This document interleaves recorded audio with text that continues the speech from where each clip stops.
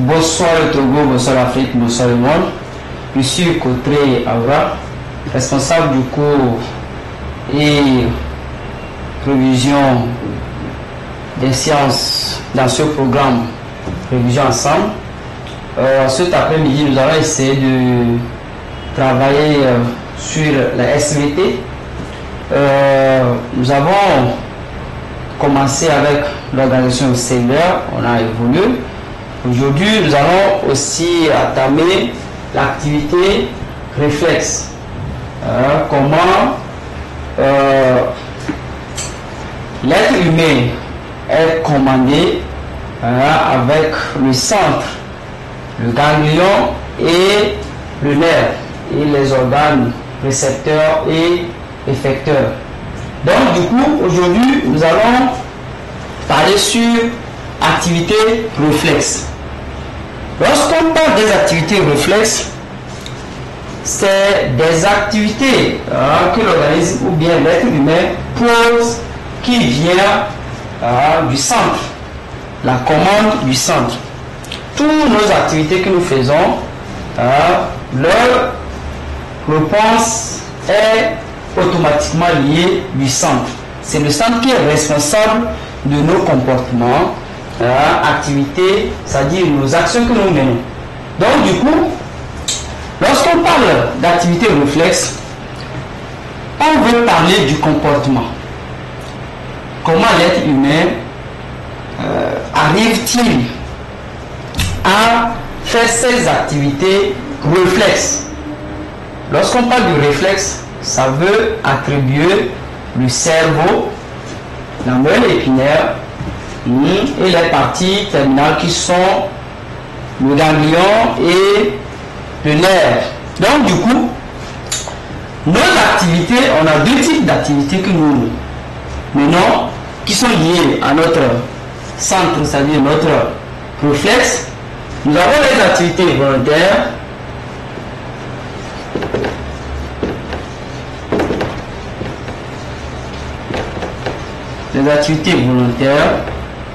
et les activités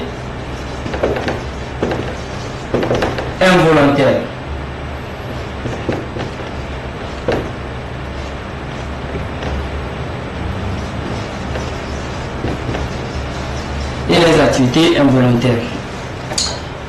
Lorsqu'on parle de activité volontaire, il y a le mot volonté qui vient. Ça veut dire que nos actes que nous posons, qui sont liés à notre volonté, c'est ça, on parle d'activité volontaire. Ces activités sont menées par une réflexion. Les actes que nous menons par réflexion sont des activités volontaires. Maintenant, il y a d'autres actes que nous menons qui ne sont pas volontaires. Ce sont des activités involontaires. Les activités volontaires, par exemple, avant d'écrire, je dois réfléchir que je dois écrire tel mot, je dois faire telle chose ou bien telle activité. Mais si nous voyons, par exemple, vous êtes là et qu'il y a un caillou qui veut heurter vos yeux, ce n'est pas vous-même qui va réfléchir à ce que vous allez fermer vos yeux, mais automatiquement, les paupières vont chercher à protéger votre œil. Là, ce n'est plus des actes ou bien des activités volontaires. C'est une activité involontaire. Ça veut dire que vous l'avez fait, mais cela ne dépend pas de votre volonté. Donc, du coup, ça veut dire que si on a deux types d'activités comme ça, Ça veut dire que leur centre aussi sera différent. Donc, c'est ce qui va nous amener à connaître le lieu où vient les réponses que nous obtenons. Si c'est activité volontaire ou bien activité volontaire, quels sont les centres qui sont responsables? Du coup, lorsque nous allons prendre l'activité volontaire, c'est l'encéphale qui gouverne pour ces actes. C'est l'encéphale qui est formé du cerveau, cervelaire et du pulpe rachidien. Du coup, les activités involontaires sont menées grâce à la moelle épinière. Donc, nous avons l'ensemble où il y a notre cerveau ici, c'est clair, et ici nous avons la moelle épinière et partie terminale. Ça, c'est une représentation juste pour vous expliquer. Donc ici compose encéphale et ici votre moelle épinière, la moelle épinière. Donc ces actes sont menés grâce à ces centres. Les actes que nous menons par réflexion, appelée activité volontaire, c'est l'encéphale qui gouverne pour ces actes. Et lorsque nous prenons les activités involontaires, c'est la moelle épinière. Donc, vous, en tant qu'élève ou bien étudiant, lorsque ça arrive qu'on vous donne des exercices, si ce sont des expériences qu'on a amenées et on vous dit de localiser ou bien de voir quels sont les centres qui interviennent, ça vous de savoir si l'activité qui vient d'être produite, est-ce que c'est lié au cerveau ou bien ce sont des actes involontaires. Si ce sont des actes involontaires, donc le centre qui serait responsable, c'est la moelle épinière. Donc du coup, si au cours des exercices, on vous demande ou bien on met des exemples, on vous dit de localiser, il faut vraiment lire, comprendre et chercher à identifier d'où vient le centre responsable. Du coup, lorsque nous allons quitter là-bas, nous allons maintenant voir, lorsque on parle d'activité involontaire, par exemple, on veut parler de quoi en parlant d'activité involontaire? Lorsqu'on veut parler d'activité involontaire, ça veut dire que depuis que nous sommes nés, il y a des actes que nous accomplissons qui ne sont pas liés à notre cerveau, qui ne sont pas, c'est-à-dire nous ne réfléchissons pas avant de les accomplir. Ce sont des actes qu'on appelle les actes innés. C'est-à-dire, ce sont des actes innés. Ça veut dire que nous naissons avec ça. Nous naissons avec ça. Donc, et lorsqu'on parle des activités volontaires, il y a certaines activités volontaires que nous apprenons grâce à notre cerveau. Donc, si on vous parle des activités innées, il faut savoir que les activités innées, leur accomplissement est lié grâce à la moelle épinière. C'est le centre responsable. Du coup, si nous maîtrisons les centres, nous maîtrisons ce que c'est que l'activité volontaire et ce que c'est que l'activité involontaire, on va aller connaître quelque chose que nous appelons les actes conditionnés. C'est-à-dire que il y a certains actes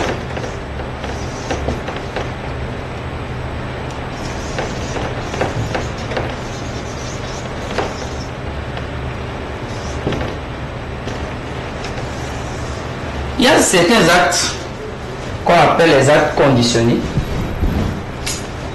Ces actes-là, on les apprend, mais il y a une manière de le faire. Ça veut dire que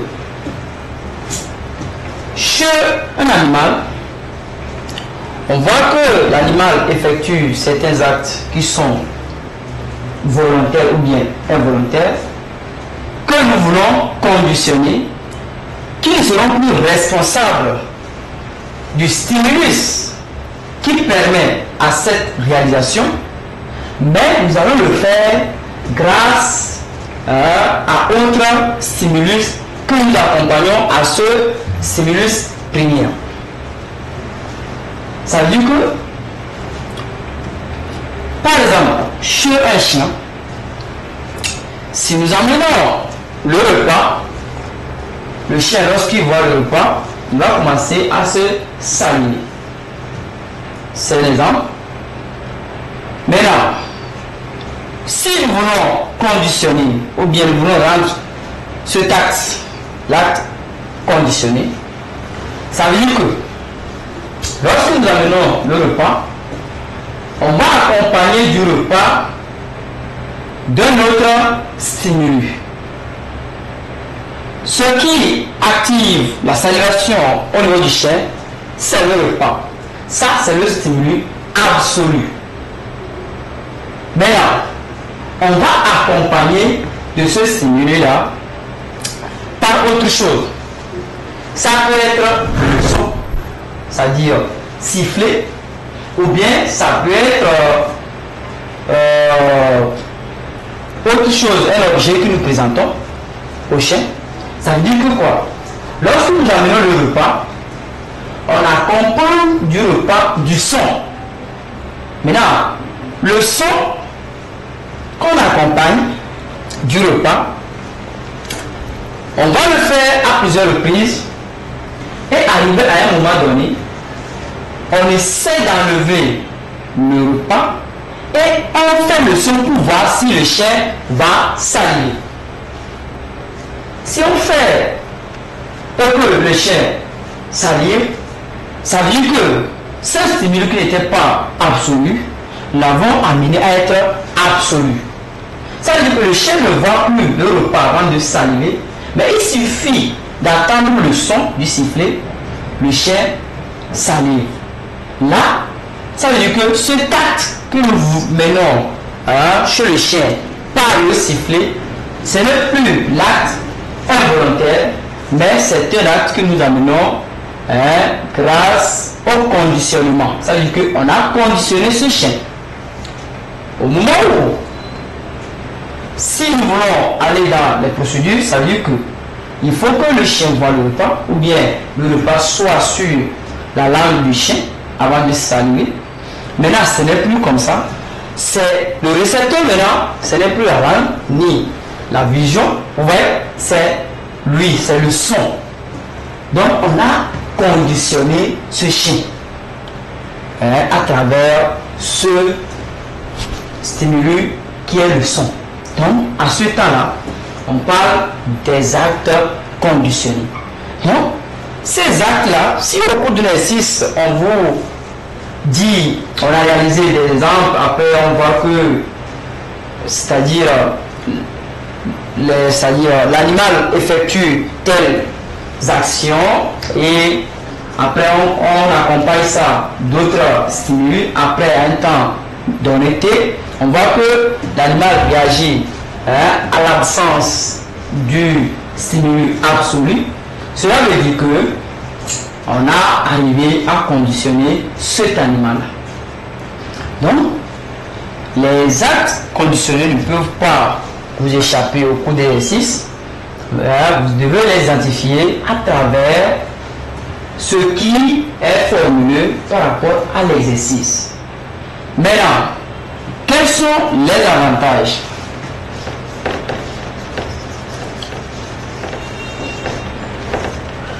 Lorsque nous allons parler des avantages, que ce soit les activités volontaires, les activités involontaires et les actes conditionnés, l'ensemble là, c'est pour nous permettre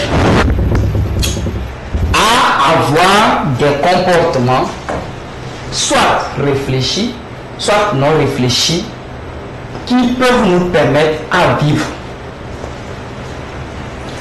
Donc, si nous prenons les activités volontaires, ça veut dire que ça nous permet d'apprendre, ça nous permet de faire des activités réfléchies. Ça nous permet, par exemple, actuellement, je suis en train de dispenser le cours, ou bien nous sommes en train de faire cette révision-là, c'est grâce au cerveau. Donc, ce sont des activités volontaires, il faut apprendre. Donc, du coup, les actes involontaires, ça va nous permettre à éviter d'être heurté par certains dangers. Par exemple, je viens de dire qu'un objet qui s'approche de l'œil, vous fermez vos yeux rapidement. Alors, ça veut dire que grâce à ce acte involontaire, si l'objet là devrait rentrer dans vos yeux, ça ne va pas le faire parce que les paupières vont se fermer. Donc, ça évite les risques. Vous comprenez? Maintenant, les activités conditionnées dans la vie sociale, ça nous permet de dresser les animaux. Alors, vous voyez, on peut dresser les animaux qui seront utiles maintenant à l'être humain dans l'accomplissement de certaines tâches. Donc, du coup, vous allez amener le chien à détecter certains éléments. Si nous allons voir, surtout au niveau des agents de la sécurité, vous allez voir que certains chiens arrivent à accomplir certains actes grâce à leur maître. C'est suite à ces actes conditionnés. C'est-à-dire on conditionne l'animal et lorsque l'animal voit ses gestes, l'animal réagit. Donc c'est ça. Donc ça nous a aidé à dresser les animaux, à aussi avoir un comportement unilatéral chez plusieurs individus ou bien êtres vivants. C'est-à-dire on peut conditionner l'acte qu'on voulait qui était stéréotypé, c'est-à-dire individuel, va être multiplié sur plusieurs êtres. Donc ce sont des avantages des actes conditionnés. Du coup, si nous arrivons à savoir ce que c'est que activité réflexe et quels sont les centres et autres, nous allons aussi savoir qu'est-ce qu'on appelle acte réflexe. Lorsqu'on parle de acte réflexe, la fois dernière, j'ai eu à discuter de ça. Dans le cours où on parlait du système nerveux, où on a parlé des centres, quelle est la constitution des centres et autres. Du coup, aujourd'hui, nous avons su quelles sont les activités qui sont liées à ces centres. C'est de ça nous avons discuté tout de suite. Donc nous allons voir, si vous allez le permettre, on va aller sur d'autres choses.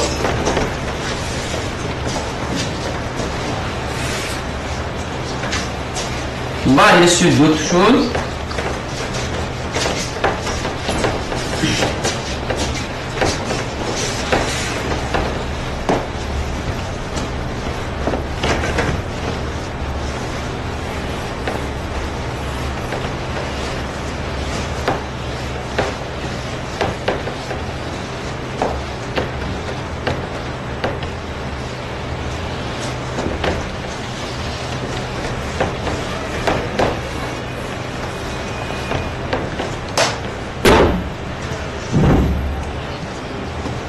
Nous allons discuter sur le muscle.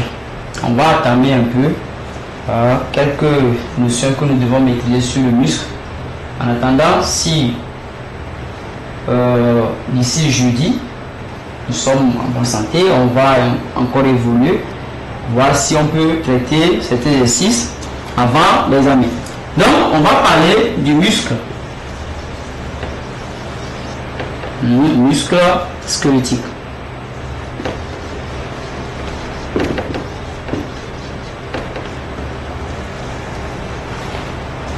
On dit muscles squelettiques, c'est-à-dire les muscles qui sont rattachés à nos os, à nos squelettes. Parce qu'il y a l'autre muscle, le muscle du cœur, qui n'est pas un muscle squelettique parce que ce muscle n'est pas relié aux os. On va le voir, c'est-à-dire ce cours-là, dans les jours à venir, on va discuter de ça un peu, si Dieu le permet, avant l'examen. Donc, du coup, lorsqu'on parle du muscle squelettique, le muscle dans son ensemble est composé des fibres musculaires. Le muscle dans son ensemble est composé des fibres musculaires. C'est comme au niveau du nerf. C'est composé des fibres nerveuses. Ici, on parle de fibres musculaires. C'est ça qui constitue le muscle. Donc, du coup, ça veut dire que le muscle aura les mêmes activités, au moins, c'est-à-dire sensiblement égales au nerf. Donc, lorsque nous prenons le muscle aussi répond aux activités électriques, comme le nerf le fait, en faisant un recrutement. Il y a le recrutement des fibres musculaires au niveau du muscle, aussi bien qu'au niveau du nerf. Donc, lorsque nous prenons le muscle, il y a un ensemble composé de filaments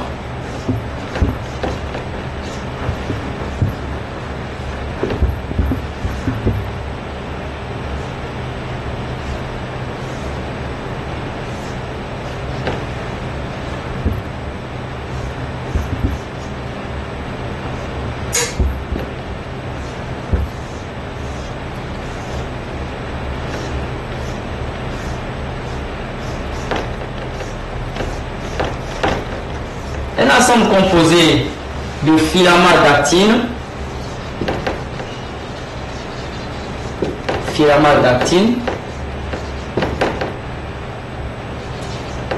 et filaments de myosine, ce qui est à l'intérieur. Un filament de myosine. Donc, c'est ce qui compose le muscle. Et l'ensemble là sont des fibres musculaires composées de filaments d'actine et de filaments de myosine. Les filaments d'actine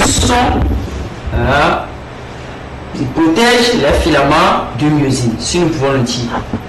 Donc, du coup, au cours des activités du muscle, le muscle a deux, c'est-à-dire comportements. Le muscle se contracte et se relâche. Donc, il y a l'activité électrique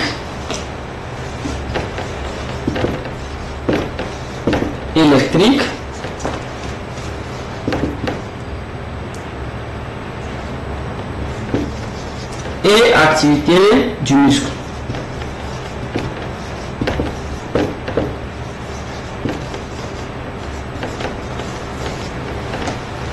Il y a activité électrique et activité même du muscle. Ça veut dire que avant que le muscle ne se contracte, il faut qu'il y a l'acte réflexe.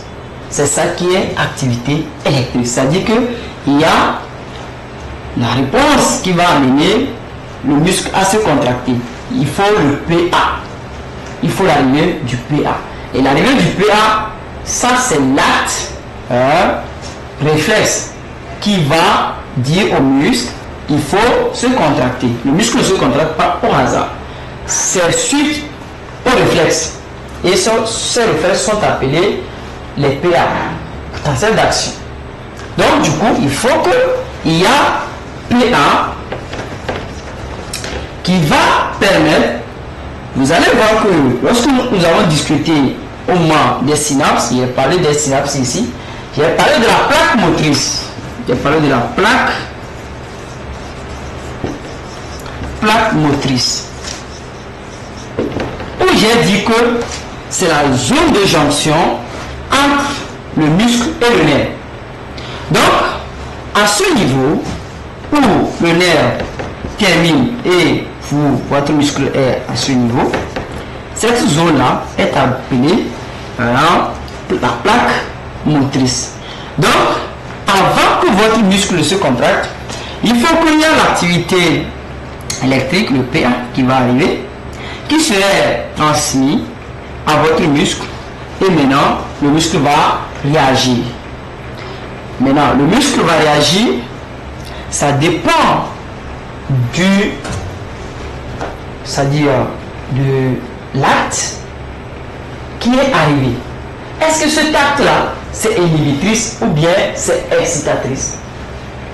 Ça veut dire que si c'est inhibitrice, le muscle ne va pas se contracter, mais le muscle va s'allonger. Ça veut dire que va s'allonger, ça veut dire que va se relâcher.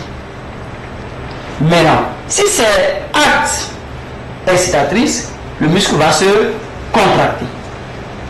Maintenant, le PA, vous le connaissez, vous avez déjà fait le PA. C'est ça, potentiel d'action. Et nous avons déjà commenté ça, je ne peux plus revenir sur ça. On a déjà vu ça. Donc, le PA vient et maintenant, il y a l'activité du muscle.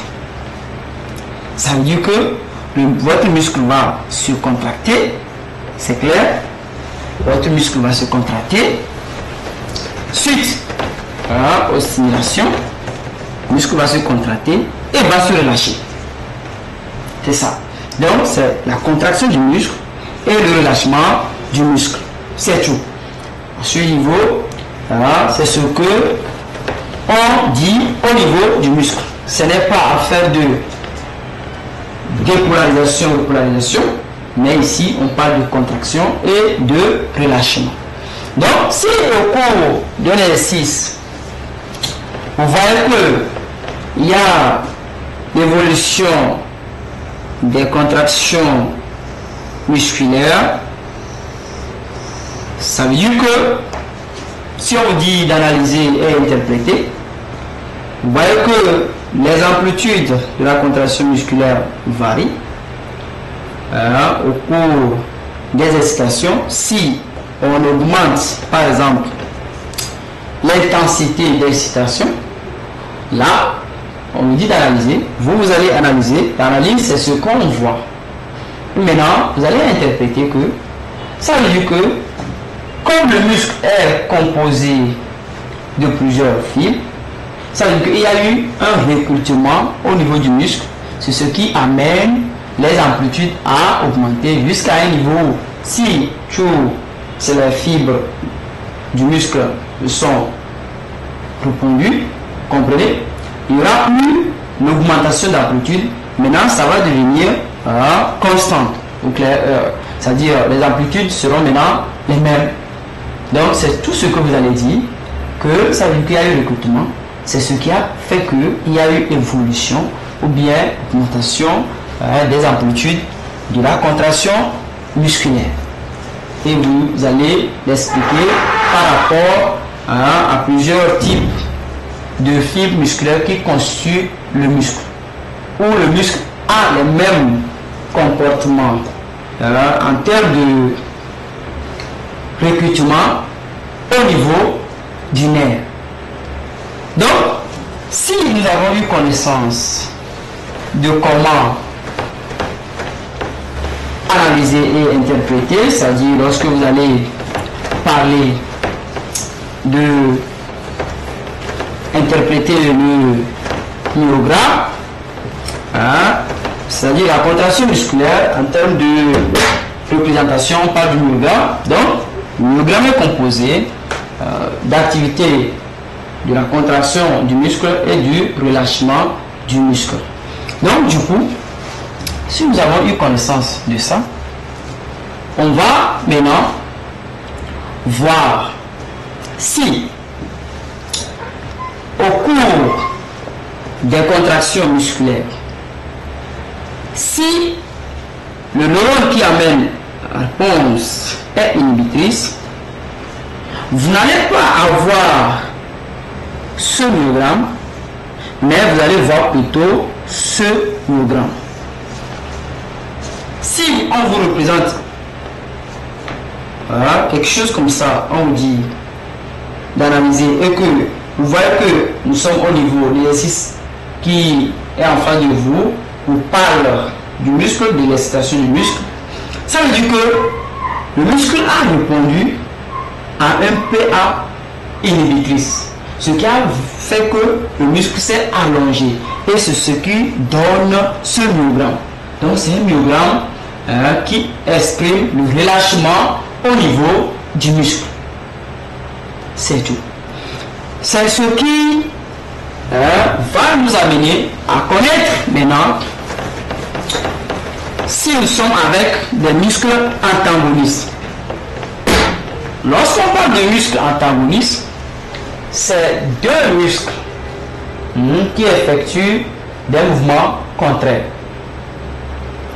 Je vous rappelle que ici nous sommes dans une révision. On ne va pas, ce n'est pas un cours, nous dit-on, mais nous allons à l'essentiel du cours. Qu'est-ce que l'élève doit retenir? Si par exemple vous prenez le cours sur le muscle, qu'est-ce que l'élève a le devoir de retenir pour pouvoir affronter des exercices? C'est sur ça que nous allons. On ne va pas trop détailler, ce n'est pas un cours en classe où il faut dicter tous les détails, mais ici, nous sommes en train d'amener l'élève à retenir ce qu'il faut pour pouvoir affronter des exercices. Donc du coup, on va maintenant aller sur les muscles antagonistes. Si vous prenez les muscles antagonistes, c'est deux muscles qui sont reliés en os qui accomplissent des actes qui sont contraires. Je prends l'exemple de mon bras. Ici, j'ai le muscle qui est ici et l'autre qui est ici. Si je fais comme ça, vous allez voir que ici se contracte et ce qui est ici se relâche. C'est ça, deux muscles antagonistes. Les muscles qui effectuent des activités contraires. Donc, au cours de ces actes, ça veut dire qu'au niveau du centre,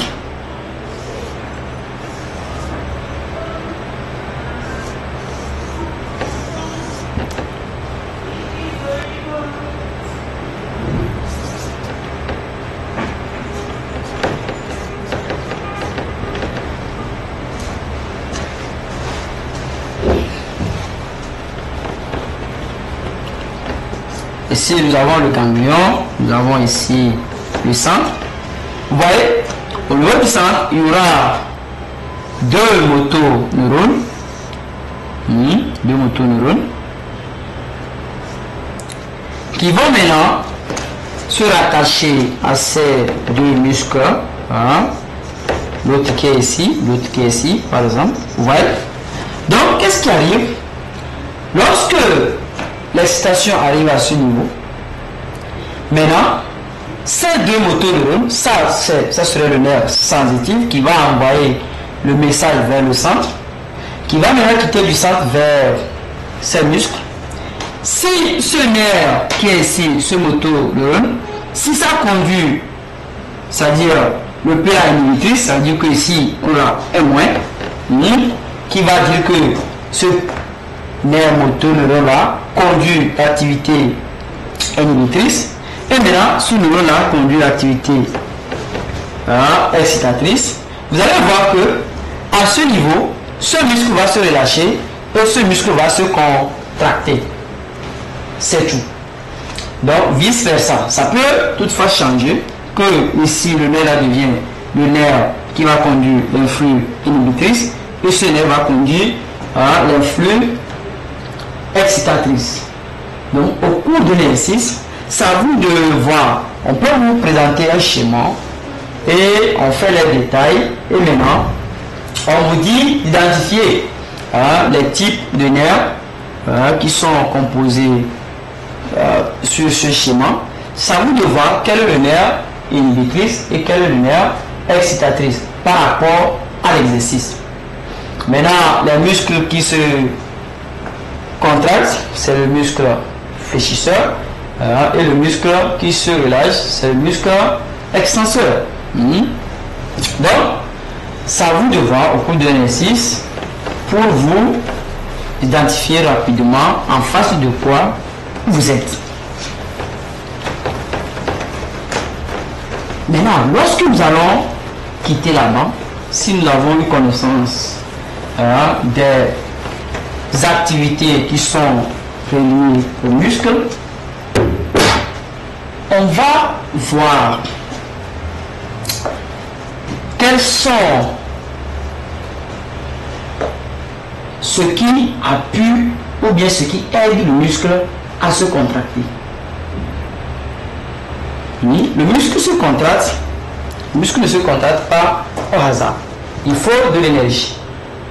Mais avant d'arriver là-bas, je vais vous parler sur des actes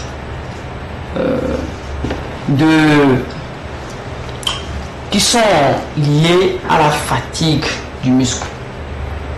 Ça veut dire que le muscle, lorsque le muscle est fatigué, le muscle ne répond plus. Le muscle rentre dans l'effet de tétanos. Mais si le muscle n'est pas encore rentré dans la fatigue totale, le muscle répond, mais avec des amplitudes qui ne sont pas croissantes. Alors vous allez voir des amplitudes comme ça. Là, on parle du tétanos imparfait.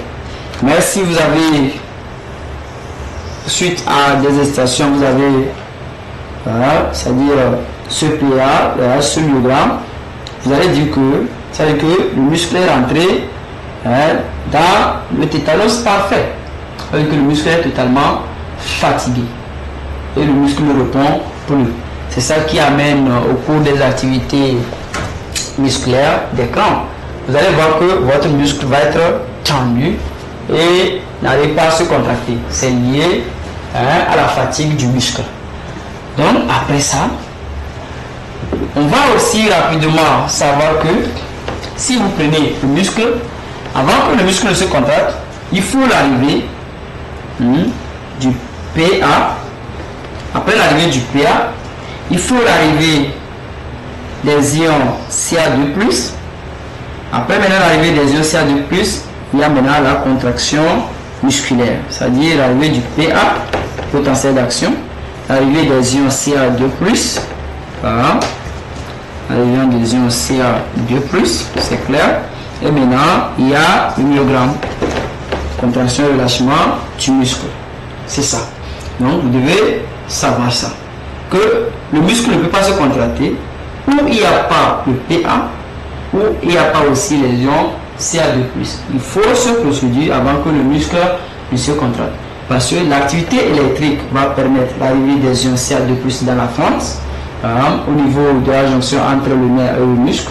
Ouais, va permettre la libération de l'acétylcholine qui va permettre maintenant la fixation, de l'information sur les neurones récepteurs, en donnant le message qui va maintenant arriver au muscle et le muscle va se contracter. Ces mêmes des ions Ca2+, sont des ions qui aussi entrent en combinaison avec les filaments de myosine pour pouvoir faire ce qu'on appelle hydrolyse, où nous voulons discuter de ça tout de suite. Le muscle répond grâce à l'énergie. Le muscle fait ses accomplissements d'actes grâce à l'énergie. S'il n'y a pas de l'énergie, le muscle ne répond pas. Le muscle rentre dans la fatigue. Ça veut dire qu'il faut de l'énergie. Maintenant, l'énergie là, on va maintenant voir dans l'organisme d'où vient l'énergie qui aide le muscle à se contracter. Vous voyez? Donc nous allons voir que lorsque nous mangeons des glucides surtout, au cours de la digestion, on aura le glucose qui va être le produit fini. Maintenant, l'organisme étant responsable et très intelligent, l'organisme effectue des trucs très organisés, va chercher à mettre des réserves du glucose en termes de glucogène. Il va chercher à étiqueter le glucose qui va revenir au nom de glucogène. Maintenant, au cours des activités, le muscle aura maintenant soit à consommer l'énergie qui est plus rapide à obtenir, ou soit à aller à la recherche de l'énergie qui est plus élevée, c'est-à-dire l'énergie qu'il faut faire des procédures qui sont un peu longues pour arriver à obtenir de l'énergie. Là, nous allons maintenant parler de quoi? De la voie rapide et la voie lente. Vous voyez? Donc, il y a la voie rapide et la voie lente. La voie rapide veut dire que quoi? Lorsque le muscle veut faire ses activités, il y a quelque chose qu'on appelle, c'est-à-dire l'enzyme qu'on appelle ATP. ATP, c'est une forme d'énergie, c'est-à-dire lorsque le muscle arrive à transformer du glucose qui a été gardé en termes de glucogène en énergie, s'il y a la consommation, ce qui reste, le muscle le garde sous forme d'ATP. Maintenant, au cours de l'activité, le muscle va rapidement hydrolyser l'ATP, qui est une source d'énergie, pour permettre à sa contraction. Ça veut dire que vous voyez que l'ATP est plus rapide à obtenir l'énergie parce que c'était l'énergie qui est conservée sous cette forme, ce qui va permettre le muscle de faire ses accomplissements de contraction et relâchement rapidement. Maintenant, on parle de la voie rapide. Maintenant, si le muscle épuise l'ATP, il faut maintenant faire quoi? Faire recours au glucogène, c'est-à-dire le glucose qui a été gardé sous forme du glucogène. Il faut le reconvertir maintenant en glucose et passer maintenant par soit oxydation,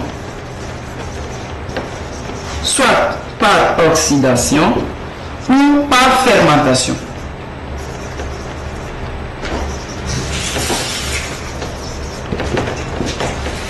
Donc, il y a soit par oxydation pour obtenir de l'énergie, ou soit par fermentation pour pouvoir obtenir de l'énergie. Maintenant, à ce niveau, donc, le glucose va s'ajouter à l'oxygène pour libérer maintenant le CO2 plus l'eau plus énergie. Là, il s'agit de l'oxydation. Maintenant, la fermentation, ça veut dire qu'en aérobie, en manque d'oxygène, si je veux le dire, ou bien en absence absolue de l'oxygène, maintenant, le glucose va suivre la fermentation, va libérer acide lactique plus de l'énergie. Vous voyez?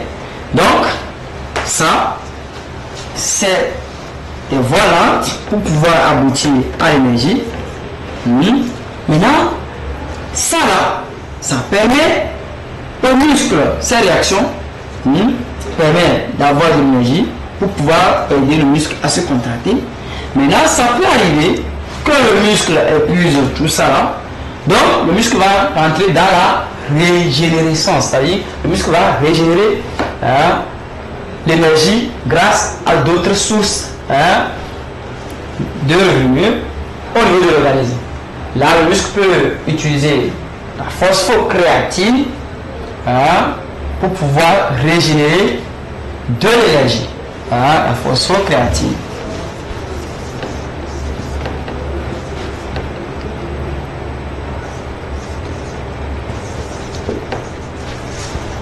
Voilà la phosphocréatine. Donc, le muscle va, grâce à la phosphocréatine et grâce à l'enzyme qui est le créatininase, le muscle va régénérer de l'énergie. Donc, sans l'énergie, le muscle ne peut pas se contracter. Donc, c'est plusieurs sources. C'est ces sources d'approvisionnement en énergie qui permettent le muscle à faire ses activités. Donc, ça peut arriver qu'on vous donne des exercices. On vous donne des exercices. On vous fait des expériences. Et après, on vous dit d'identifier quelle est la source qui amène de l'énergie pour la contraction musculaire. C'est à vous de voir selon l'expérience et c'est à vous de retenir dans votre tête que il y a telle source qui sont des sources qui permettent à obtenir de l'énergie nécessaire aux contractions musculaires. Donc c'est ce que vous allez retenir d'abord. Maintenant, suite aux expériences, qu'est-ce qu'on veut mettre en évidence? Quelle source d'énergie on veut mettre en évidence? Vous devez être en mesure de l'identifier. Vous devez être en mesure d'identifier que telle expérience qu'on vient de réaliser, l'hypothèse que je peux émettre pour dire que c'est telle source qui est mise en valeur, vous voyez, donc je dois arriver à détecter cela. Je dois arriver à détecter cela. Donc du coup, vu le temps, nous allons nous arrêter ici. Mais avant de clore, je vous dis, chers élèves, pour réussir, c'est l'organisation. Depuis la rentrée jusqu'à ce niveau, vous avez eu à travailler, vous avez eu à réviser vos exercices, à lire, à apprendre vos cours. Maintenant, ça reste à vous organiser maintenant pour pouvoir affronter maintenant l'examen. Il faut savoir vous organiser très important à votre niveau pour pouvoir affronter les exercices. On ne peut pas être désorganisé pour pouvoir mener à bon bord des réflexions de résolution d'exercices. Je vous demande vraiment de vous organiser, de voir par rapport à vos cours, que ce soit la maths, la physique, la SVT, l'histoire géo, tout ce qui est au programme, où vous êtes réellement. Pour le savoir, vous devez faire un bilan général de tout ce que vous avez fait au cours de l'année jusqu'à aujourd'hui qui vous amène à être candidat à l'examen. Je vais m'arrêter ici. Je vous salue depuis votre position et je vous souhaite vraiment bonne chance à nous tous et bon abord pour que à la fin nous allons tous réjouir de du fruit de notre travail. C'est très important. À la fin, lorsque on travaille, il faut qu'il y ait des résultats et lorsque il n'y a pas de résultats, c'est qu'on a travaillé mais on n'a pas su s'organiser. L'organisation est la clé de la réussite de tout ce que nous voulons accomplir pour pouvoir obtenir quoi que ce soit. Je vous remercie depuis votre position et on met fin à cette révision que nous venons de mener et on se dit à très bientôt.